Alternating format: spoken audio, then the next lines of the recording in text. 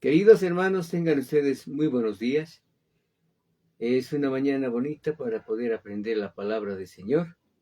Yo le invito para que usted abra su Biblia en el libro, en la carta del apóstol Pablo a Tito. Vamos a continuar estudiando el capítulo 13, que tenemos que estar viendo en esta mañana. Pero antes vamos a pedir al Señor la dirección, porque es bueno que le pidamos el permiso necesario a nuestro Dios. Amado Dios, Señor, queremos darte gracias. Bendito Dios, te alabo y te bendigo en esta mañana, porque esto es necesario, Señor, que nosotros te conozcamos mucho más, que aprendamos de tu palabra, Señor. Tu palabra, Señor, nos pueda instruir, Señor, a tiempo y fuera de tiempo. Y conozcamos, Señor, tus verdades, en nombre de Cristo Jesús nuestro Señor. Muchas gracias por todos los hermanos que están en sintonía. En este momento, en el nombre de Jesucristo nuestro Señor, los bendecimos, Señor. Amén, amén. Amén, mis hermanos. Vamos a continuar viendo la epístola del apóstol Pablo a Tito. Hoy nos toca ver el capítulo 3. En esta epístola vemos instrucciones muy importantes, ¿no? Hemos visto en el capítulo 2, hemos visto una instrucción al pastor de una congregación cristiana. Cómo tiene que ver con los hermanos, cómo tiene que tratar con las diferentes edades de hermanos, a los ancianos, las ancianas, los jóvenes, también inclusive a los que están trabajando, a los siervos de Dios, porque en la iglesia siempre hay, ¿no? Es verdad, todo esto existe, hermanos, y esto es necesario a veces tener un orden en la iglesia del Señor. En el capítulo 3 vamos a ver algo muy importante, ¿no? Que es una exhortación recordándonos cuál debe ser nuestra conducta como creyentes en relación a este sistema, a este mundo, ¿no? Cómo debemos comportarnos. En primer lugar, dice el capítulo 3, versículo 1, recuérdales a todos los hermanos que has mencionado, a los ancianos, las ancianas, los jóvenes, los que trabajan, aquellas personas que son también, que sirven en la iglesia del Señor como obreros, que enseñan, que comparten, que siempre están cada domingo compartiendo la palabra del Señor. Recuérdales a estos hermanos, en primer lugar, que se sujeten a los gobernantes y autoridades. Es el mismo pasaje que hemos visto cuando hemos estudiado la palabra del Señor en Romanos, en el capítulo 13, versículo 1. A ver, vayamos un momento y veamos esto. ¿Qué dice Dios acerca de sujetarse? Romanos 13:1. Mire lo que dice. Sométase toda persona a las autoridades superiores, porque no hay autoridad sino de parte de Dios, y las que hay por Dios han sido establecidas. Por eso es que debemos recordar a los hermanos, decir, hermanos, tenemos que sujetarnos. Para eso están puestos, Dios los ha puesto. De alguna forma están por la voluntad de Dios están, pero no son cristianos, no importa. Eso no nos debe preocupar.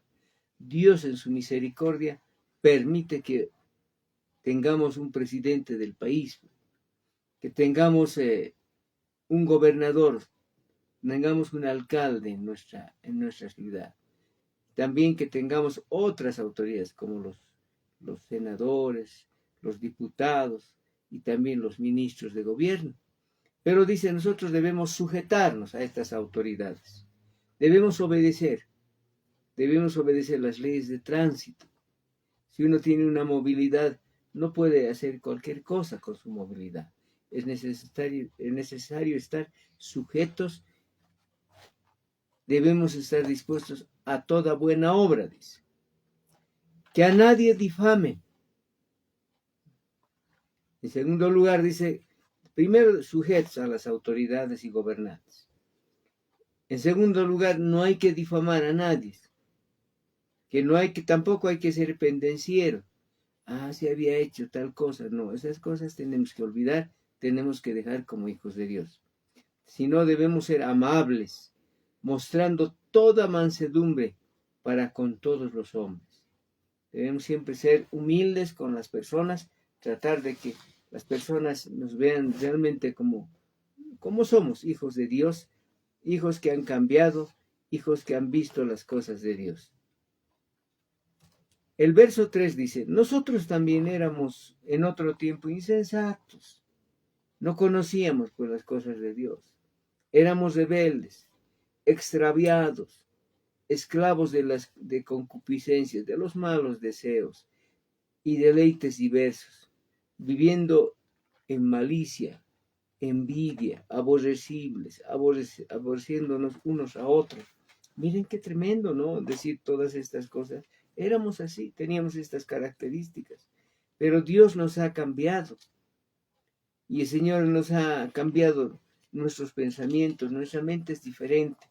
Antes teníamos todas estas cosas, era nuestra carne, pero hoy en día en Cristo Jesús ya hemos dejado todas estas cosas. No hablamos mal de nadie, tampoco somos rebeldes, tampoco estamos extraviados, tampoco somos esclavos de los malos deseos, ¿no? Y deleites. Por eso Dios en su misericordia es siempre grande y misericordioso. Entonces éramos así, dice en otro tiempo el apóstol. Pero ahora, no, que se ha manifestado la bondad de Dios nuestro Salvador y su amor para con los hombres nos salvó. Ahora somos salvos, somos de Cristo. Qué hermoso decirnos eso, ¿no? Somos salvos no por obras, porque nadie así ha hecho algo bueno, sino, dice, cuando leemos en Efesios capítulo 2, ¿verdad? Los versículos 8 y 9, donde dice, no por obras, para que nadie se jacte y diga, porque soy bueno, por eso Dios me trata bien, no por obras de justicia. Entonces, ¿a qué justicia se refiere? A la justicia del hombre. El hombre cree que haciendo estas cosas uno es justificado. No. Y dice, no, yo por esto me he salvado, por esto soy así. Hay personas que tienen un carácter quizás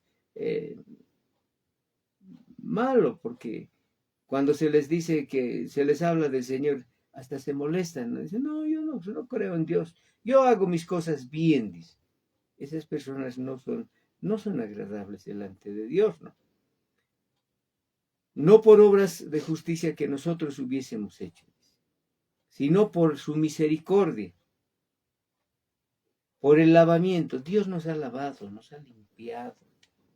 El día que nos hemos convertido, nos hemos acercado quizás sucios como veredad de pecado y con tantas cosas.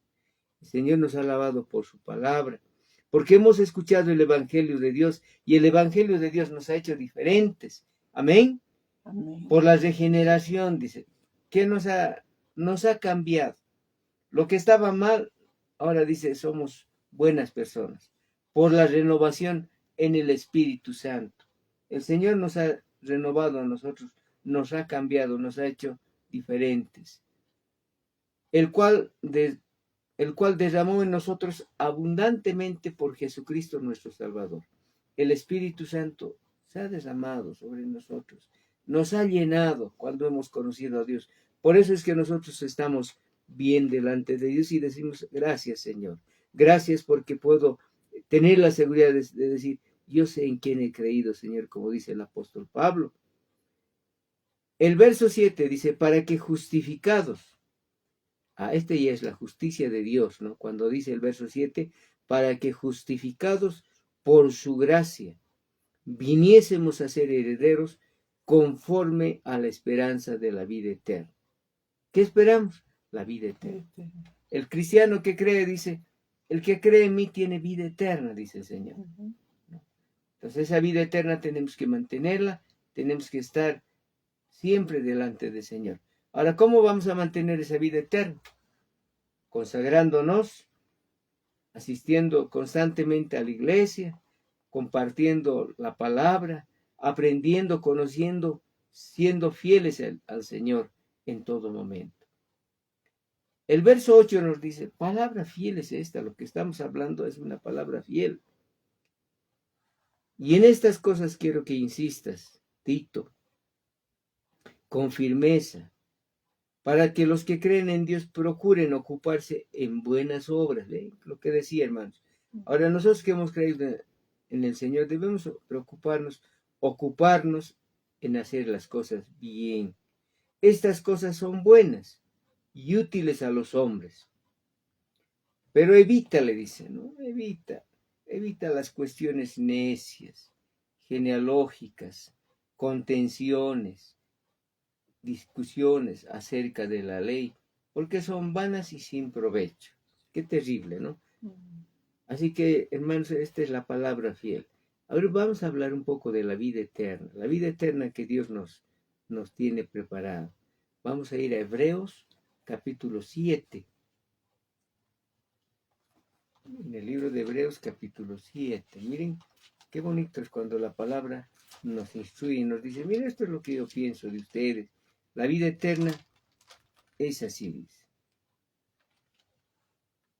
Hebreos capítulo 7, versículos 3 y 6.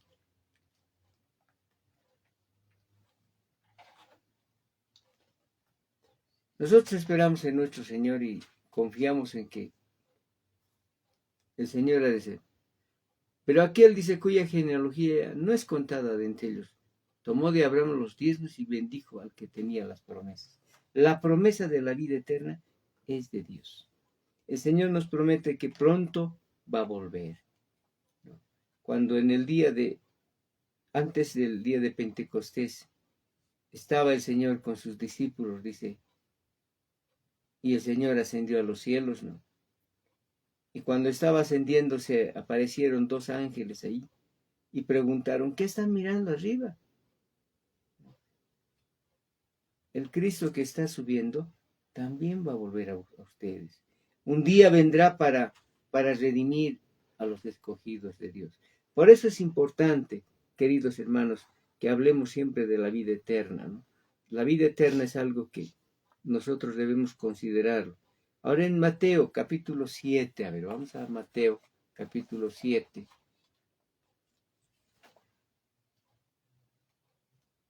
Versículo 14 de la palabra. Mire lo que dice.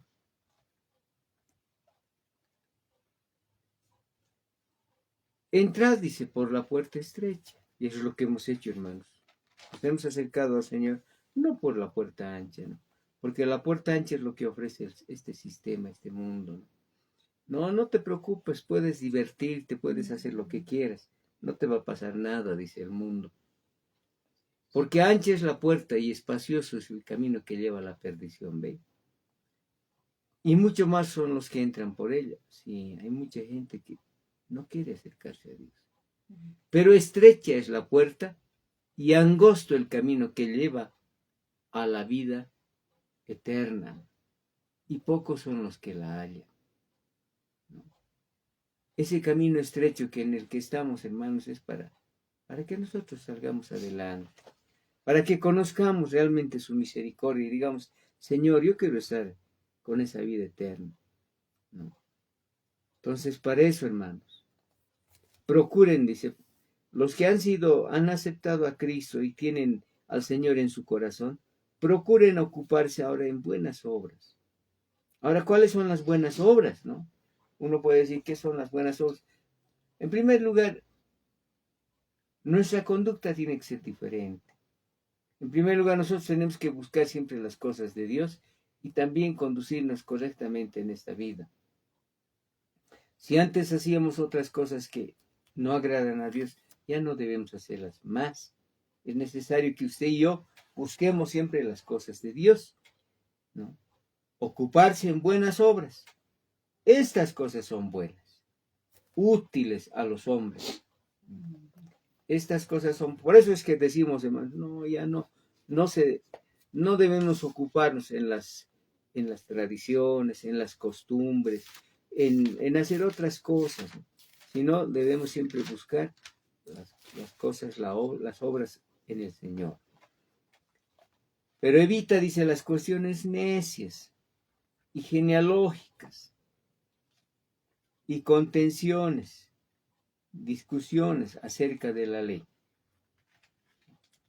Muchas veces nosotros a veces tenemos problemas cuando nos ocupamos de querer convencer a personas que están arraigadas en una doctrina, en una secta que realmente en vez de edificarnos, hasta nos puede confundir, porque son vanas y sin provecho. No tiene propósito el hablar con estas personas, ¿no? Por eso, hermanos, debemos evitar, ¿no? Debemos evitar de que haya controversias, de decir, no, pero que está escrito esto, el otro también dirá aquí. No, no, no. No, no, no es necesario. El verso 10 dice, al hombre que cause divisiones, porque hay problemas a veces en la iglesia, ¿no? Al hombre que cause divisiones después de una y otra amonestación, deséchalo, deséchalo. Entonces debemos desechar, dice esta persona. A ver, vamos a ir, hermanos, a ver en la palabra del Señor. En 2 de Timoteo, capítulo 2, 23. A ver, vamos. 2 de Timoteo 2, 23. Hay unas hojitas, ¿verdad? 2 de Timoteo 2, 23.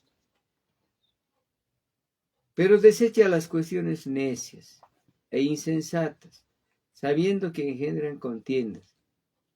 Porque el siervo del Señor no debe ser contencioso, sino amable para con todos, apto para enseñar, sufrido.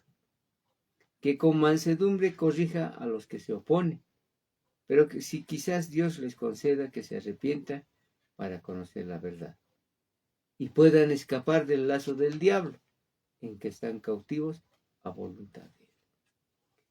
El diablo, hermanos, esclaviza, ¿no? El diablo, hermanos, dice, no abre las prisiones.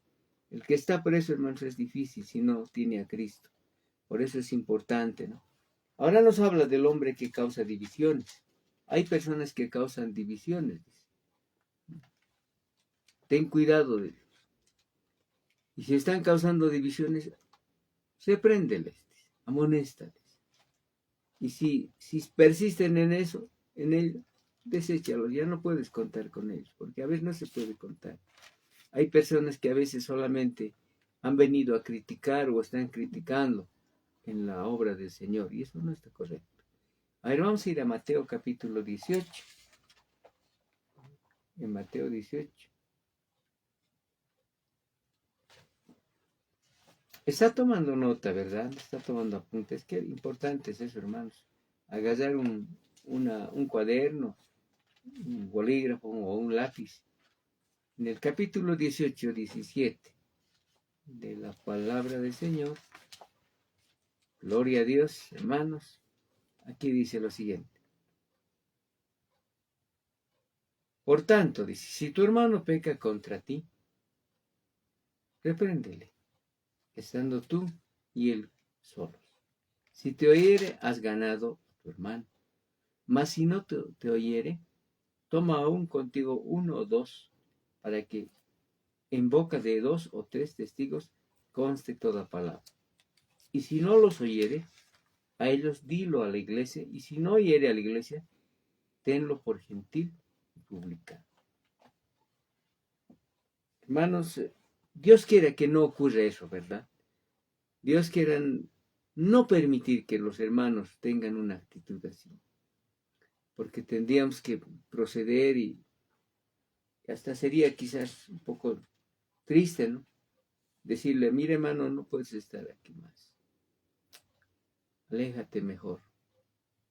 Sabiendo que el tal se ha pervertido y peca y está condenado por su propio juicio. Es terrible, hermanos. Cuando leemos esta situación, preocupa porque es algo tremendo. Uno dice, qué terrible, Señor, que ocurre esto. Se dice que la persona que está así con esa actitud es una persona hereje, porque por causar divisiones más puede hablar otra cosa. Puede decir, no, así también había sido, y crear quizás otros puntos de vista de nuestra fe y causar división por eso. Querer enseñar una cosa que no es. Decir, hablar tantas cosas. Decir, no, nosotros también tenemos que ser igualito que los judíos. Tenemos que hacer las cosas. No, nosotros somos la iglesia del Señor. Nosotros tenemos un trato diferente. Nosotros somos un pueblo que ha sido injertado en el olivo natural. Entonces, por eso nosotros somos diferentes, hermanos. Tenemos un trato diferente. Nosotros no podemos decir, no, nosotros también como los judíos igualito tenemos que hacer. No, hermanos. Mientras el Señor no nos diga otra cosa, porque dice en su palabra, ¿verdad? Que muy pronto la iglesia del Señor ha de estar constituida, ¿no?, por judíos y gentiles. Judíos y gentiles. Gentiles convertidos. Gentiles que ahora ya forman la iglesia del Señor. Y esos somos nosotros. Amén. Entonces, sabiendo que el tal se ha pervertido, esa persona se ha pervertido y peca, dice. Peca y está condenado por su propio juicio. Entonces, es importante, hermanos, es importante hablar de que estas cosas no está bien que haya en la iglesia. Entonces, ¿a quiénes se debe evitar? Dice, a los herejes. Estos son los herejes. Un hereje es una persona que causa división en la iglesia, enseñando una doctrina que no está en la palabra del Señor. Dice, no, nosotros esto también. No. Hay gente que dice, no, los cristianos dicen que no tenemos que comer carne, no tenemos que comer esto, no tenemos que tomar café o qué, en fin. Cuando la palabra de Dios nos dice, no, nada hay que desechar, sino por acción de gracias es bendecido todo lo que nos servimos, todo lo que comemos. Entonces es importante, hermanos. Si hay una enseñanza, si una doctrina, entonces está siendo un hereje porque está cambiando la enseñanza de nuestro Señor. Amén, hermanos. Cuando envié, dice, a ti, a Artemas, a Tíquico, ¿no?, apresúrate a venir a mí, le dice a Tito, en Nicópolis, porque allí he determinado pasar el invierno. ¿Cómo sería el lugar? Tal vez sería un lugar cálido. Entonces está hablando de hermanos que estaban ahí. Artemas, Tíquico. Y tú, Tito, ven con ellos, apresúrate.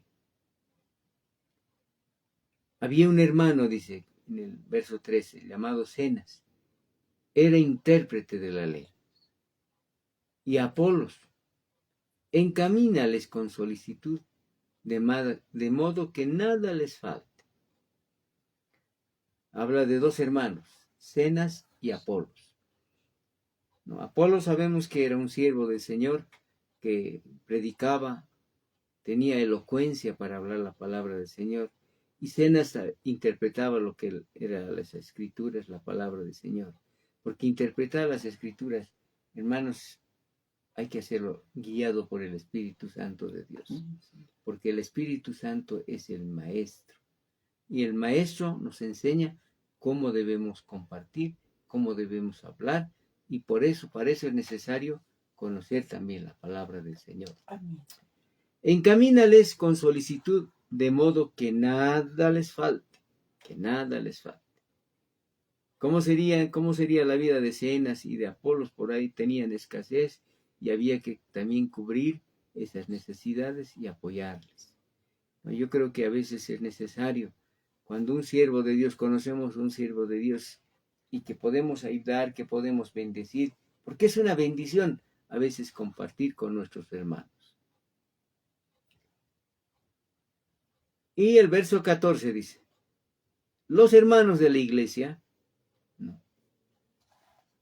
deben aprender y ocuparse, dice, en buenas obras, para con los casos de necesidad, para que no sean sin fruto.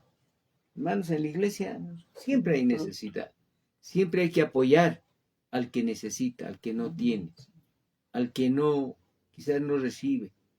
Muchas personas hoy en día no pueden no pueden tener un sustento por muchos factores. Quizá ya son mayores, quizá no pueden conseguir un trabajo, pero es necesario que les apoyemos aún en oración para que puedan conseguir y tener un buen trabajo. Entonces, esto es importante, queridos hermanos. El ocuparse en las buenas obras, estas personas deben ocuparse. Los cristianos en la congregación deben ocuparse, dice, en hacer las cosas bien. Ojalá que siempre haya un buen corazón para decir, sí, hermano, estamos de acuerdo, vamos a hacer esta actividad. Vamos a tener una actividad con los niños, amén, hagamos entonces esa actividad. Vamos a ir a compartir, vamos a ir a hacer esto, amén, vayamos. Entonces, es bueno. Para que no sean sin fruto, hay que tener frutos en el Señor, de decir, la obra es para el Señor. Todos los que están conmigo te saludan. ¿Quiénes estaban con Pablo? Estaba Lucas, ¿no? Estaba Marcos, estaban muchos hermanos. Y ellos también saludan, por favor, hermano apóstol, hermano Pablo, dales el saludo nuestro también en la carta que tú das. Todos los que están conmigo te saludan, Tito. Tú también saluda a los que nos aman en la fe. Entonces Tito diría, saludos a Lucas, saludos a Marcos. Que el Señor siempre los guarde, los guíe. Amén, y los tenga con bien. La gracia sea para con todos vosotros. Amén. La gracia del Señor sea siempre con todos nosotros. Esto es importante, hermanos. Que tengamos siempre la misericordia y la gracia del Señor en nuestro corazón y podamos estar contentos.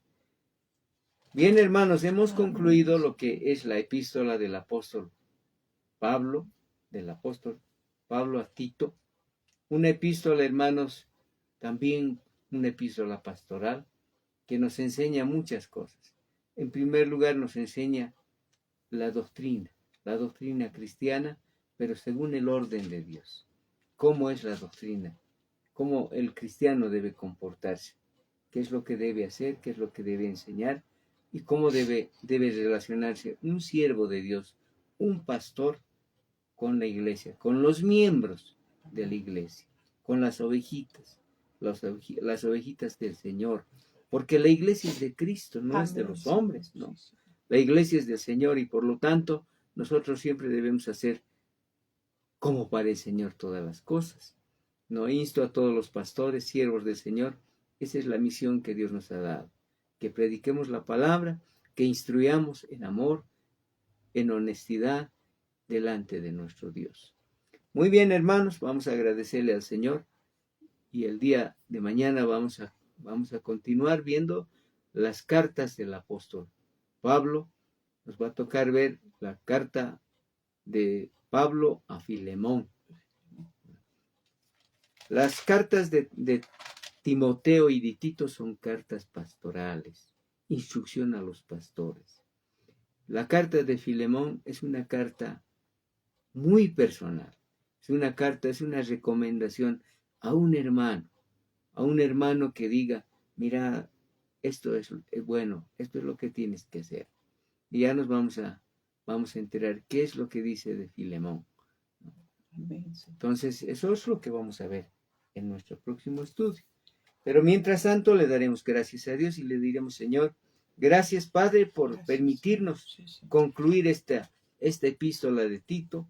Hemos aprendido, Señor, cómo debe ser, cuáles son los requisitos para las personas que apoyan, que colaboran o que son levantados en cada lugar para predicar tu palabra. Amén, Señor, Dios mío, estas características que son tan importantes delante de Dios, que no solamente es para los maestros, o que no solamente es para los pastores. Señor, Dios mío, es para todos los cristianos. Amén. Todos los creyentes debemos tomar muy en cuenta. Señor, en primer lugar, Señor, empieza diciendo siempre que hay que ser irreprensible, que nadie hable mal de nosotros, Señor. Que tengamos un buen comportamiento, tanto dentro y fuera de la iglesia.